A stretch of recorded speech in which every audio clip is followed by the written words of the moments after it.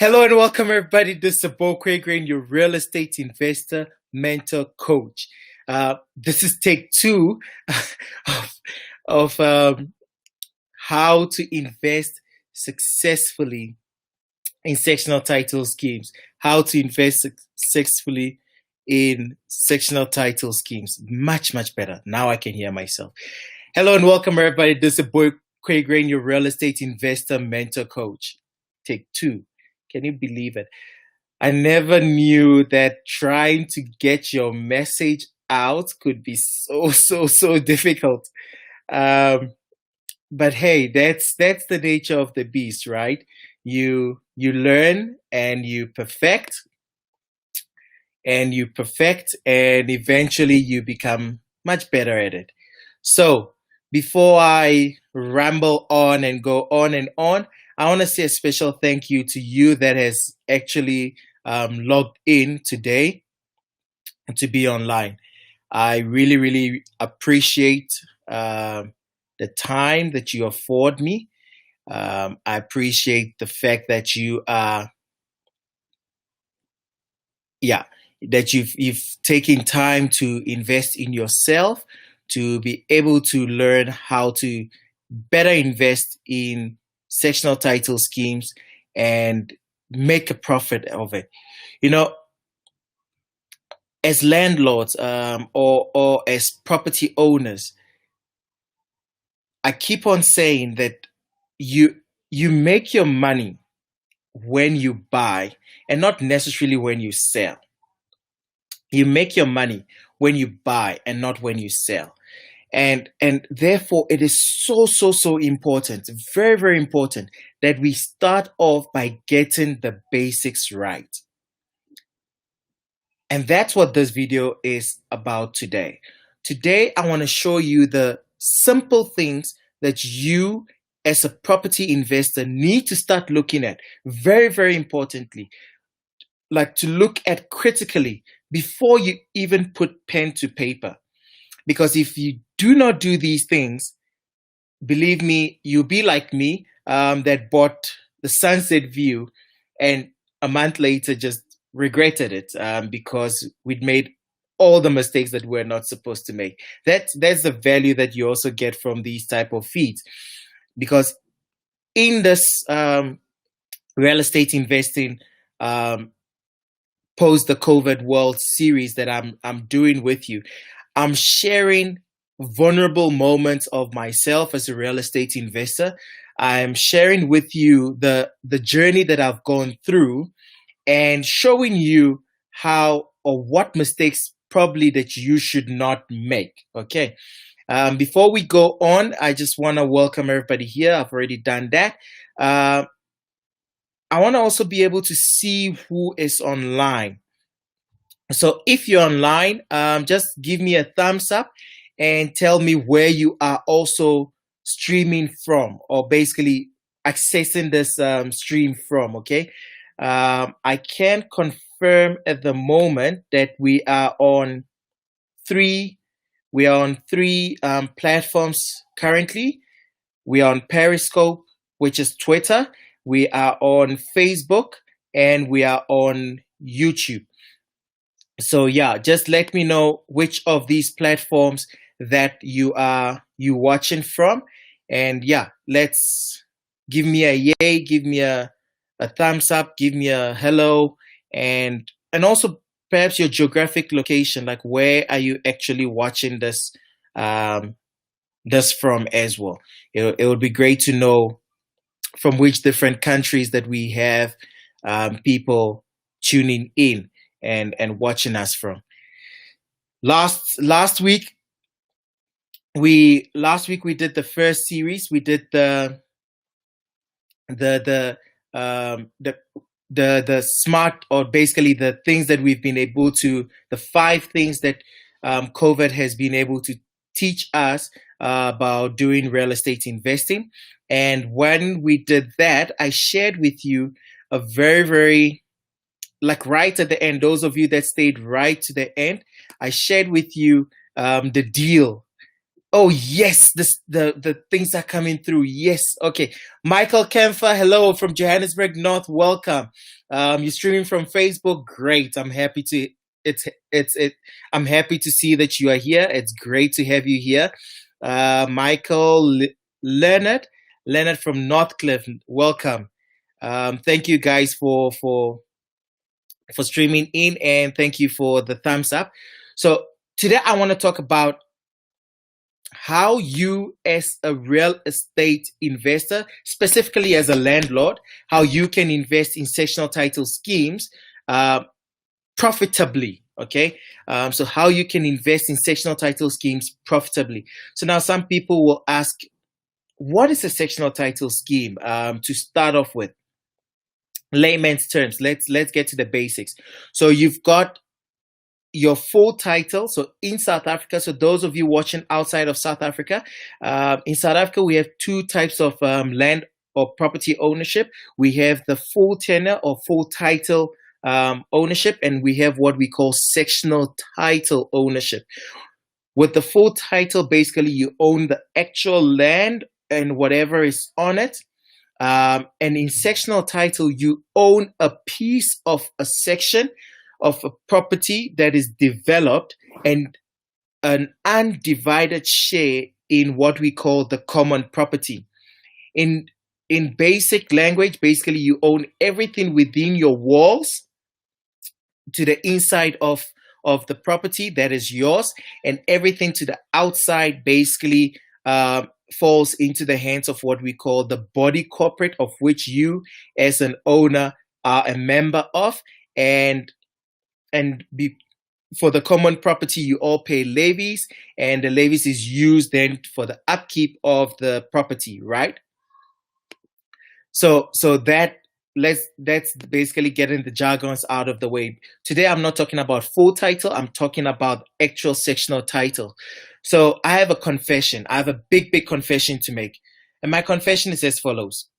Until 2 years ago, I actually hated sectional title scheme as an investment. I actually advised all my clients against sectional title scheme as an investment, solely from the point of the fact that when one did the numbers, they never seemed to make sense. Like you couldn't get, when I teach deal, and it was very difficult always finding the numbers, especially from a cash flow positive point of view. So you guys know that the one thing that I'm passionate about is that if you're investing into property, especially as a landlord, it means that income is very important to you.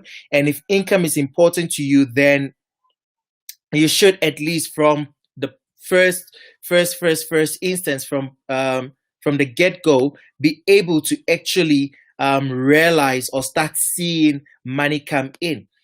And when one consider things like levies, the security, and all of the things that come with living in a communal scheme, one found it very difficult to actually pick up the numbers until we had to really sit and reanalyze and go back to the basics of why we invest in property. And with, did you know that there's over 8,593 properties that is actually registered in the Johannesburg? This is just the Johannesburg Deeds Office, okay? There's over 8,500 registered sectional title schemes. And with all the thingy going out there, land is scarce, and there's a lot of people that still need a place. They need a dwelling, and with land being scarce, one needs to think, or one needs to look at it from a point of saying, where is the demand coming from? And as a property investor or as a landlord, where's your market? So when we started looking at that and sitting down and saying, there's a great need for properties, or for people to have properties, and the land in Joburg is literally scarce. Like it's very, very difficult to come across land. And since that is so difficult and yet people need properties, then people need to live somewhere and they are living in sectional titles. So if they are living in sectional titles, then it means that as a landlord investor, you cannot really exclude sectional titles from your investment from a broader point of view, and therefore you need to look at it, right? So in looking at it, we went back to the basics. How do you make profit in any investment? Period. It's about monitoring your cash flow, monitoring your cash inflow, what comes in. Now, sectional title schemes, you are investing with, or basically you're buying into a scheme that has other people that are not generally your friends. Um, you all know that I speak about the need for control. So anything that you're doing, you want to have full control. But now, how do you buy into something that has over 100 people and have control? Right. It's what in the mind in from many people's view, you'd consider it impossible.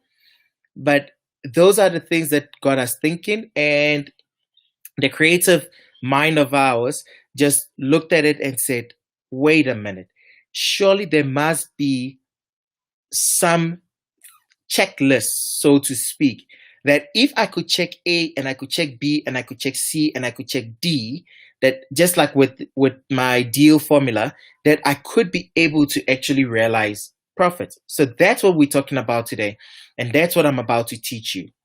So if you're ready, give me a thumbs up, give me a yay, and let's settle in and let's go. All right.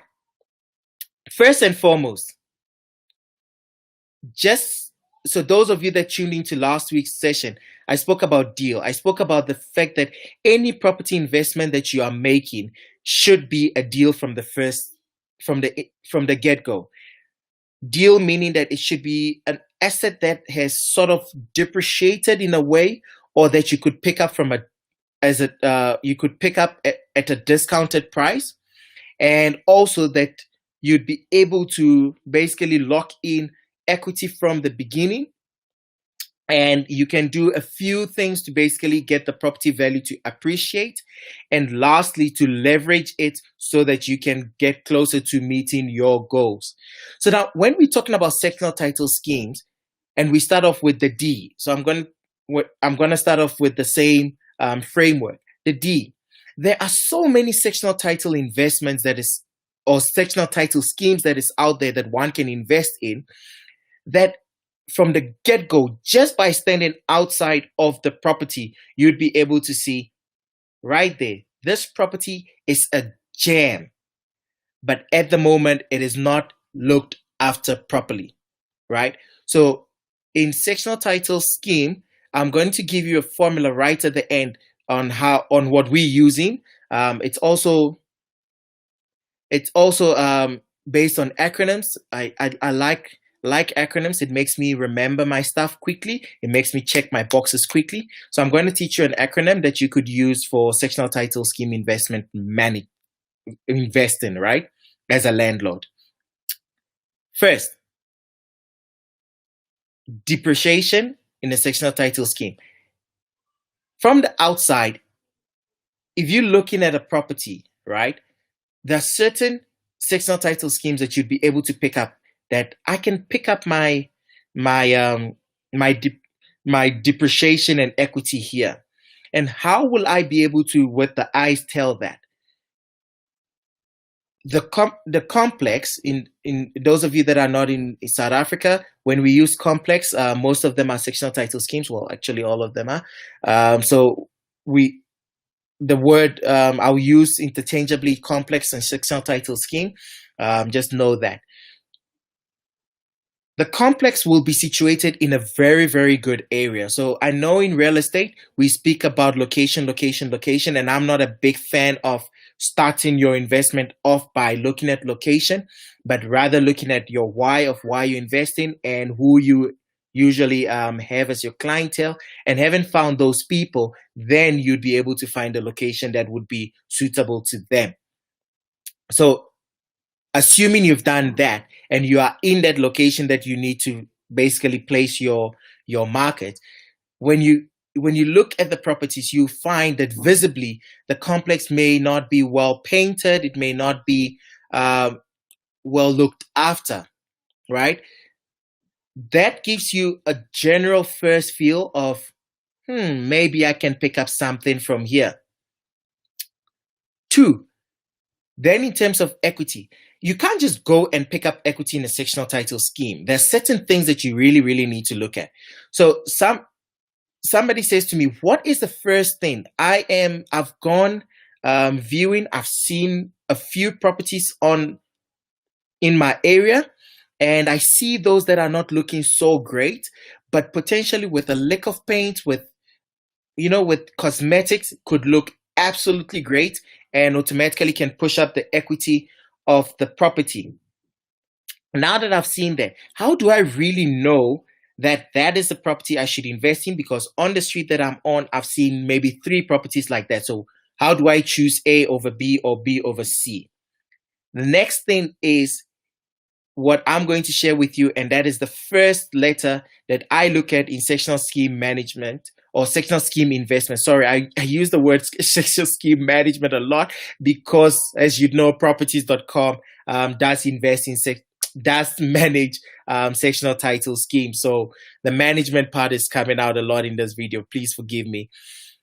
We're talking about the first letter. So the first letter is basically the M. So in sectional scheme investing, I use the acronym MALT. MALT. I'm a Ghanaian. We love our Malta Guinness in Ghana, and it was the easier thing for me to remember. MALT. So the M in MALT basically speaks to management. When you're outside of the complex, you'll be able to see a board or something that displays and that basically says that this property is managed by ABC company. That is a very, very important thing that you should be looking at when you go and view or you're even considering buying a certain property, because different managing agents manage properties differently, and that would make a big difference between, are you able to actually get the money that you actually seek to get within your investing plan or not. Management. So you want to look at the company. Now okay, you've gone outside, you've seen that the property is branded outside. It says this property is proudly managed by properties.com, for example.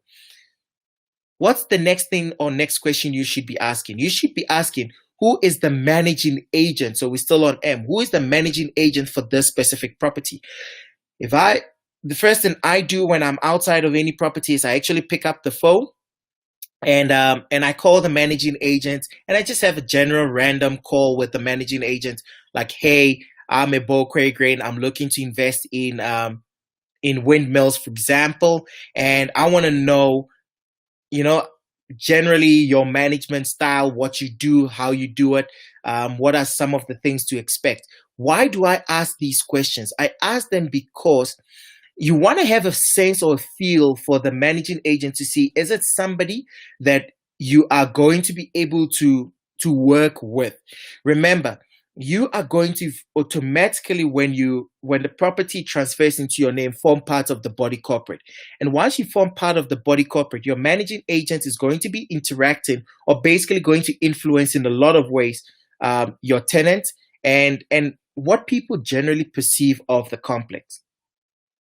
So what are some of the things that will let me know, hey, this managing agent is a great managing agent or not? I ask them key questions. I ask them questions around the lines of, who is on your current supplier database? How do you manage your supplier database? Okay. I ask them questions around financial management. What are your plans for this body corporate? In terms of cost, what are the current costs that you see or that you are expensing? And what are your plans around cutting those costs? Very, very important. You need to be asking those questions way in the beginning. Okay? Don't leave this for later. You need to ask those questions from the onset because that will give you a general view. Once the managing agent gives you all of this, basically that leads you to the second part of malt, which is the A. The A in malt basically is the actual AGM financial statements. The latest AGM financial statement is what you want to request for. So once you invest in a sectional title scheme on an annual basis, the Sectional Title Scheme Management Act prescribes that no later than 90 days after the financial year of a body corporate has ended, that it should convene an AGM. Okay. Now, at an AGM, an important agenda that is placed is what we call the audited financial statement. So you, as a prospective sectional scheme investor, want to see the latest audited financial statement. Why do you want to see the audited financial statement? Breakdown. The audited financial statement will give you the income that the body corporate gets. It will give you the expenses of the body corporate, and it would give you basically the assets and the liabilities. Now, that is very, very important information you want to have, because that is actually what distinguishes sectional title A from sectional title B. On average, most people invest in sectional title schemes looking at the average street value and saying that on Ebo Quagreen Street, for example, properties that sell for R1,000,000, and therefore, if I break it down, I would know that 10,000. The average going rate is 10,000 rand per square meter, for example, because the average unit on Ebokwe Green Street, for example, is 100 square meters. That's the general way that most people use when they are buying into sectional title schemes. That is so wrong. It's so wrong, and here is why. The difference between property A and property B is not what the street value tells you, but it is in what it holds as assets and what it holds as liabilities. Because the moment the property transfers into your name, if the body corporate has profit, it's a profitable scheme and is holding cash assets, you automatically would be a part owner of those assets. Okay. If it has, for example, a billboard, so I use windmills, which is one of the sectional title schemes in Bakhlu that we have, by God's grace, done very well in, and we've been selling in that body corporate quite a lot and bringing good value to our investors that are buying in there. What in the audited financial statement, you will get to know the asset of the body corporate, because that is what you are buying. And if there is debt in there, you want to find out what is the plan to actually get rid of that debt.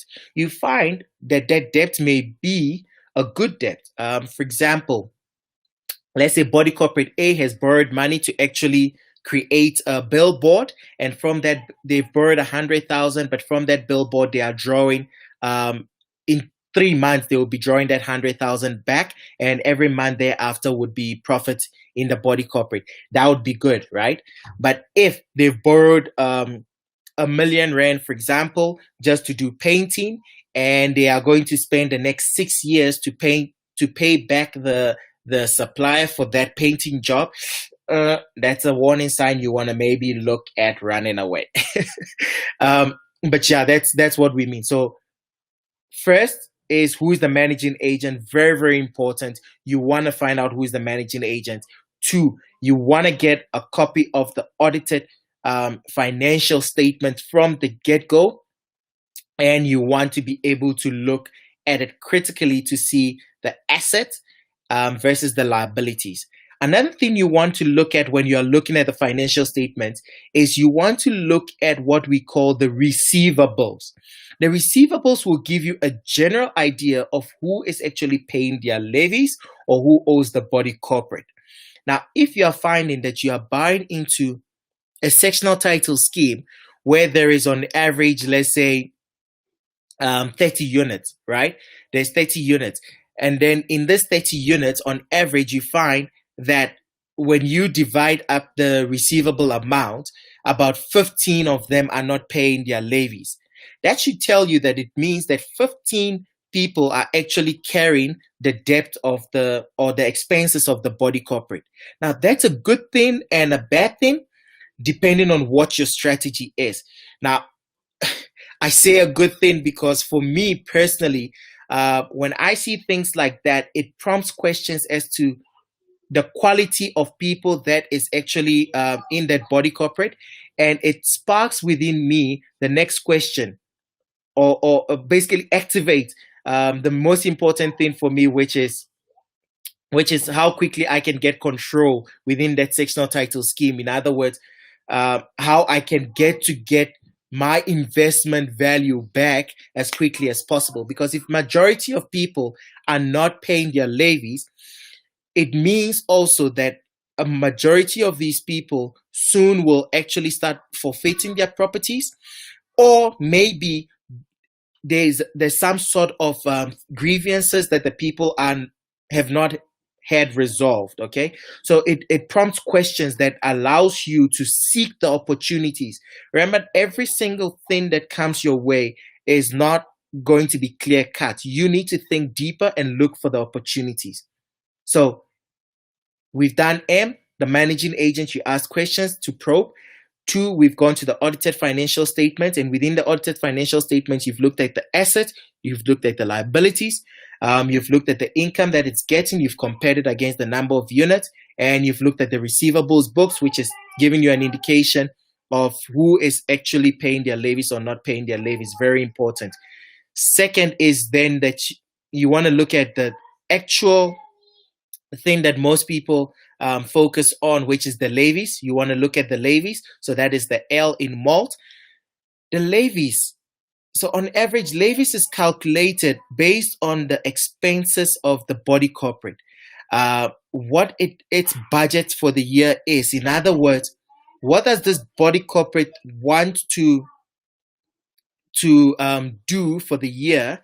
And in doing these things for the year, they divide it based on the ownership, right? They divide it based on what we call the PQ value. So PQ then being the per quota portion which an owner owns. So let me put it in a real example.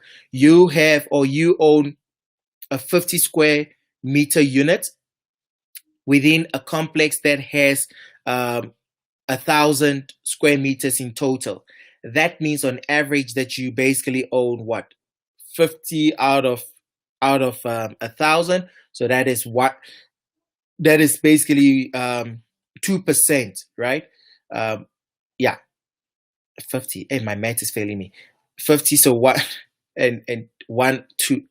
So yeah, 1/2. So that basically 2% of the property. So that means that you would then pick up that percentage in terms of the budget for levies.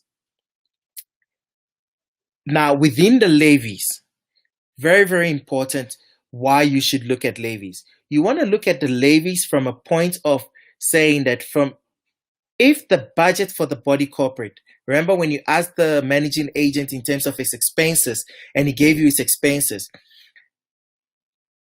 when you then looking at the levies, you are going to be able to see what portion of the levies that is actually being collected that is going into a sinking fund, so to speak, for future use within the body corporate.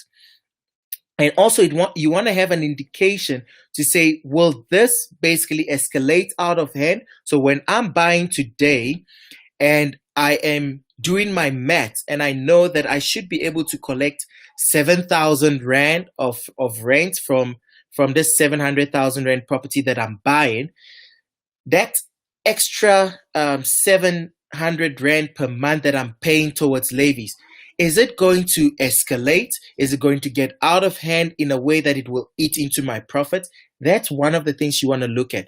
And most people look at that, which is very good. But oftentimes they look at it from a point of, oh no, I'm paying 700 Rand in terms of levies. My monthly expenses is high. And no, I'm not buying the property. No, that's not how you should be making your decision. Your decision should be, what is the content of the levy and how is it being actually managed, going back to the M of the managing agent.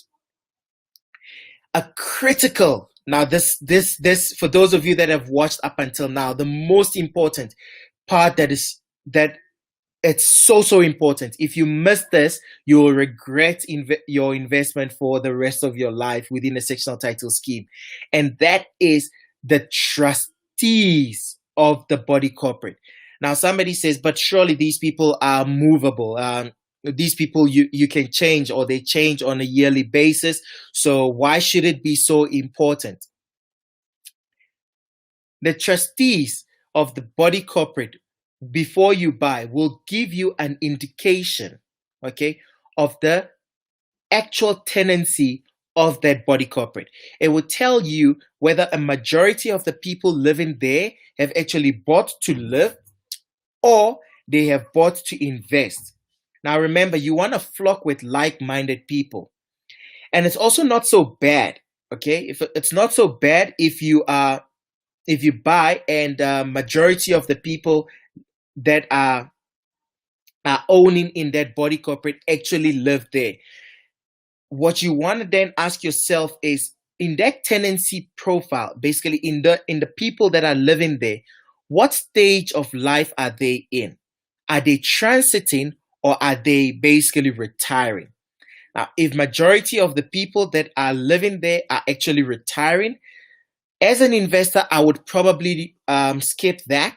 And I would move on, unless my tenants are old age people and my tenants are people that are also in that bracket in terms of they've established themselves, and basically something happened in their lives, and for that reason alone, they're looking for quiet places, stuff. I don't want to use the word quiet because generally everybody wants their body corporate to be quiet. But I suppose you get me. It takes a certain person to basically associate with a certain person. Your tenants want to live in a place that they would be able to basically enjoy a quality of life that is not restrictive. You as a property owner want to be able to basically look at the trustees from a mindset of where are they. Generally, people that are retiring or basically that have resigned to living in a certain place spend a lot of money in the body corporate doing cosmetic changes that are not necessarily revenue generating or asset enhancement.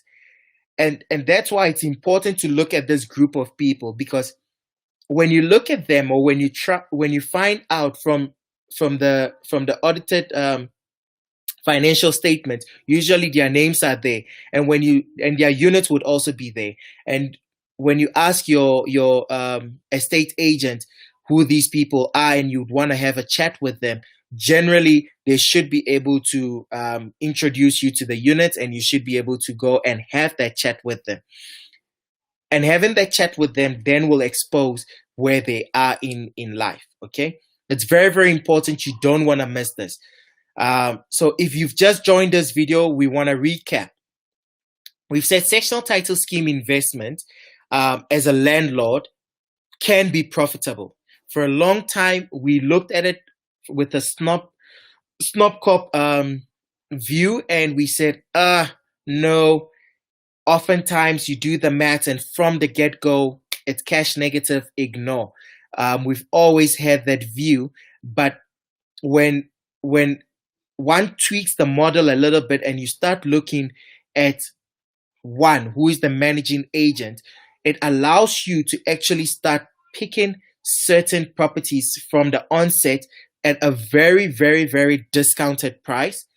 And then when you then look at the audited financial statement, you are able to actually see what the body corporate is spending money on, and where you can influence to make changes to actually get the body corporate to start making asset generating um, expenses that would actually push up your equity, okay, and get also the property to appreciate. Then you want to look at the L, which is in terms of the levy composition. You want to look at what comprises the actual rent amount of levies on a month-to-month basis, and be able to see are the things that you could influence the body corporate to spend more on that would enhance your goals, or maybe cut expenses where need be. And then lastly, the tenancy or the trustees, also of the body corporate, who they are, and their mindset and what their aspirations are, whether they even understand sectional scheme management from a get-go.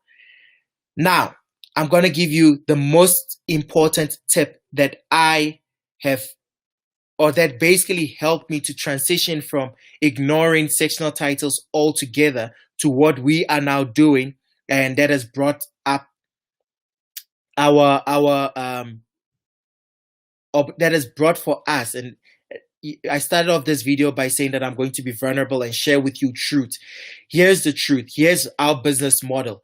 Our business model has been such that we have been targeting smaller complexes, okay? Not big complexes. We've been targeting smaller complexes that are gems, that are located in the right places, that many people would like to be in. But for some odd reason, they've had bad management, okay? That their financials had looked terrible from a point of view that they were managing the accounts incorrectly, improperly. They didn't know what sort of expenses to be doing, and they were just going with the flow. And also where levies were just being proclaimed for levies proclamation's sake, and no real thought or logic was being put into them to actually have 10-year maintenance plans that would be pushing up the value of the property, to give us the opportunity to pick up our equity in terms of once it's appreciated, and getting that capital out. Then the control freaks the control freak in me looked at lastly the trustee part, and I realized something. I realized that there was a common trend in all of these properties, that we could pick up the discount from. Oftentimes, the body corporate, and when I say the body corporate, I mean all owners, were not necessarily actively involved in the management of the property. They had just bought and they just resigned from its ownership. They get income where they get, they live there as they live, they comply with whatever is being done, and they don't question. We found that to be the common trend. And within that also came the gem. The gem was that these people, upon a little bit of interrogation, we realized, based on past historic events, had just given up. And all they wanted to see is a little bit of change, to be motivated, to basically be, someone would use the word inspired, to care for their own thing. And having found that model, or having found that pain point, we were able to then leverage that to be able to actively get involved in becoming active trustees within the body corporates that we buy in, or within the sectional title schemes that we buy in, and getting those trustees together and actually educating them. We found that they started taking a bit more pride in themselves, and by taking pride in themselves and in the property, they were able to go with our logic of enhancing the property and being able to move it further up and get us the ability to actually get the property value to appreciate so that we could actually realize our capital from it. Now, I said I will give you a tip if you stay to the end on how you can actually win in this game. So I've shared with you the malt of sectional title scheme investment. I've shared with you that you need to look at the managing agent. You need to look at the audited financial statements. You need to look at the composition of the levies, and you need to look at the trustees. And then I shared with you our model, and our model is basically one of complementary and one of preempting from the beginning before we even write an offer to purchase. Okay, before we need to write an offer to purchase, we find ways to actually go to trustee meetings and observe. We find ways to actually participate in a meeting of the body corporate if there is one coming up near in the course. If not, we find ways to actually interview the different property owners before to see whether these are a group of people that have the logic that we would be able to, co-own with. Because at the end of the day, a sectional title scheme is a co-ownership. They are your partners. So as a landlord from the get-go, knowing these gives you the advantage over all those people that don't look at it, but just look at the fact that there's a lot of people buying here, so therefore I'm also going to buy into this place. Now, the real secret or the real gem that you want to take out of this video as a landlord is that once you pick up the mold, the next part is taking that and fixing it into your model and seeing how you can tenant right within that complex to be able to actually pick up your consistent rental. Because we have found that when a tenant moves into a body corporate, that there is improvement and the general property gets improved. The tenant actually stays much longer. So therefore, it means that as a landlord, you are able to actually lock in your tenant for a long-term period in terms of your income. But another thing is, it also gives you a general idea, okay? When you look at the tenanting of the body corporate, to see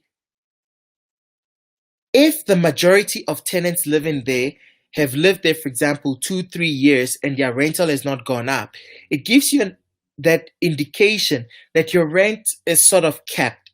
And if your rent is capped in a certain sectional title scheme, and an improvement to the sectional title scheme is not going to bring about any drastic improvement in the income that you collect from rent, then you don't want to invest in there. But if improving those basic things, so therefore, if the managing agent was terrible, if the managing agent becomes better, if the finances get better, and more people would generally live in a place like that or pay premium to live in a place like that, that is the real gem that you then as a landlord would pick to be able to then make the profits or make the money that you are supposed to make. I hope this video was helpful to you one way or the other. Comment as well and let me know, are you currently living in a sectional title scheme or do you own a sectional title scheme already? And if you do you understand how to, if I mean, you didn't check all of this from the beginning, do you want to know the how to basically reposition your portfolio to be able to start taking advantage of the fact that you're already there? Who manages your body corporate?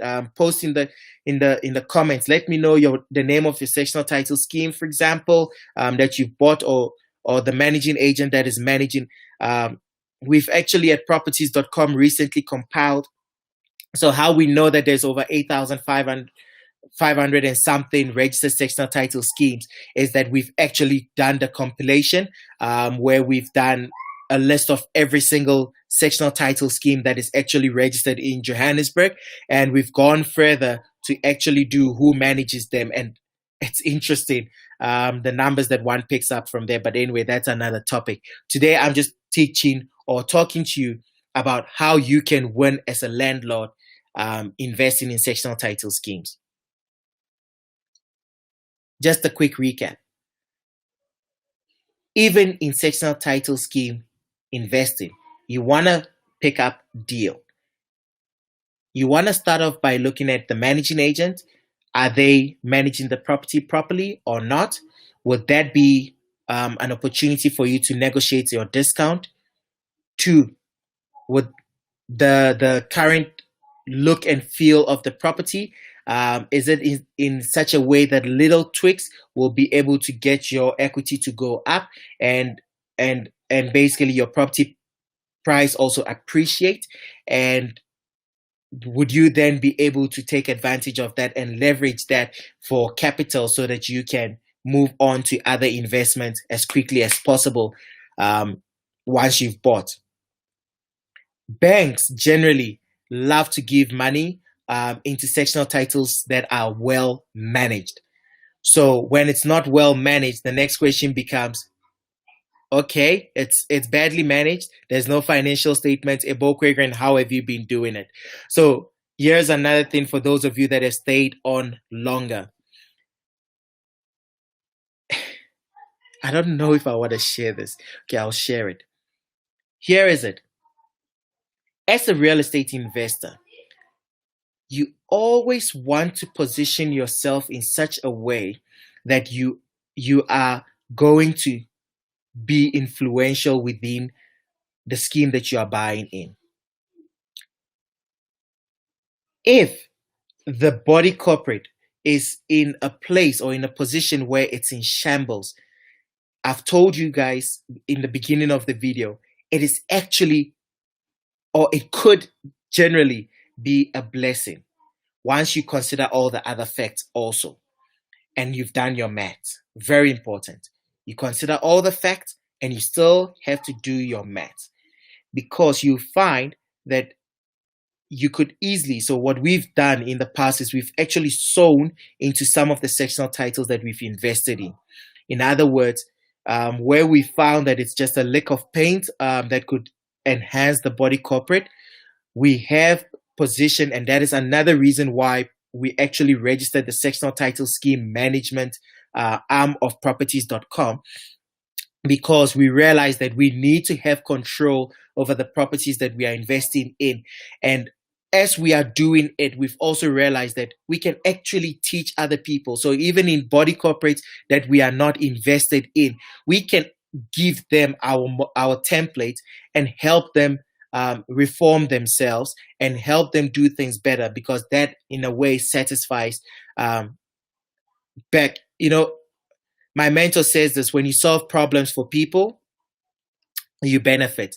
And our property business is scheduled in such a way that we benefit from sales, we benefit from rentals, we benefit from the actual management, and we benefit from our own stock when we buy and we manage. So as a real estate investor slash landlord buying into a sectional title scheme, managing agents are very important. You want to look at them. If they are not good, you want to encourage. If you've already bought in a sectional title scheme and you consistently bashing heads with your managing agent because they don't have, an understanding. And I mean, we found this from the get-go. And one of the reasons why we're not so passionate about sectional title schemes in the beginning was we found that most of the managing agents do not have investor brains. They do not understand what their actual role is. They feel that their role is just to collect, monies and distribute at the end of the day in terms of expenses. But yeah, if you are one of those people, and you're struggling with your managing agents, my heart bleeds for you. But here's an opportunity to DM us and let us maybe partner with you and help you manage your sectional title scheme better. I hope you found value from this video. I hope that you would be able to take the MALT, the malt side of sectional title scheme investment, and be able to make a profitable investment in your next sectional title acquisition. All right. I'm a Bo Quagrain. It was a great pleasure doing this video for you. Have a great day. And I know we still under this lockdown. I know there's a lot of optimism about most people being able to go out at level 3. Let's keep safe. Don't focus too much on the negativity. Stay positive. There's a lot of opportunities coming out there for landlords and for real estate investors. And there's generally a lot of good that you have to be able to look up to and look forward to. And Bo Quagrain, was a great pleasure doing this video for you. Tune in next week because we've made this a permanent feature of my diary. So tune in next week as we talk about strategies or things about real estate that will help you become a better real estate investor and help you make money out of property investing. Have a great day. Cheers. Bye.